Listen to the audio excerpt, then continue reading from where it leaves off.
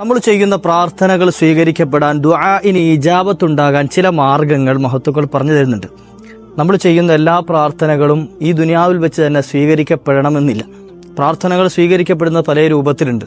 ചിലതിന് നമ്മൾ ചോദിച്ചതിന് ഉടനെ ഉത്തരം നൽകും.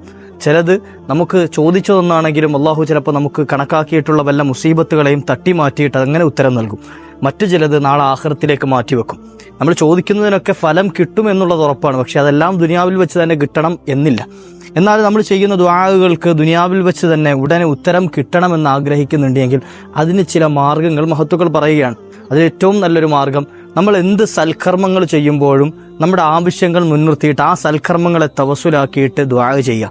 ഉദാഹരണം പറഞ്ഞാൽ, ഒരു വുദൂ ചെയ്യുകയാണെങ്കിൽ പോലും അള്ളാഹു എൻ്റെ ഇന്ന ആവശ്യം ഈ വുദൂഇൻ്റെ ബറക്കത്ത് കൊണ്ട് നീ എനിക്ക് നടത്തിത്തരണമെന്ന് നല്ല നിയ്യത്തോടു കൂടിയിട്ടാണ് നമ്മൾ ആ ദുആ ചെയ്യുന്നത് എങ്കിൽ, ആ പ്രവൃത്തി ചെയ്യുന്നത് എങ്കിൽ ആ ദുആഇന് അള്ളാഹു ഇജാബത്ത് നൽകുന്നതാണ് എന്ന് മഹത്തുക്കൾ പറയുകയാണ്. ഇങ്ങനെ എത്രയോ ഇബാദത്തുകൾ നമ്മൾ ചെയ്യുന്നുണ്ട്. ഖുർആൻ പാരായണങ്ങൾ, നമ്മുടെ നിസ്കാരങ്ങൾ, മറ്റ് അദ്കാറുകൾ, ഇങ്ങനെ ഏത് സൽക്കർമ്മങ്ങളും മുൻനിർത്തിയിട്ട് നമുക്ക് എന്ത് ചെയ്യാം?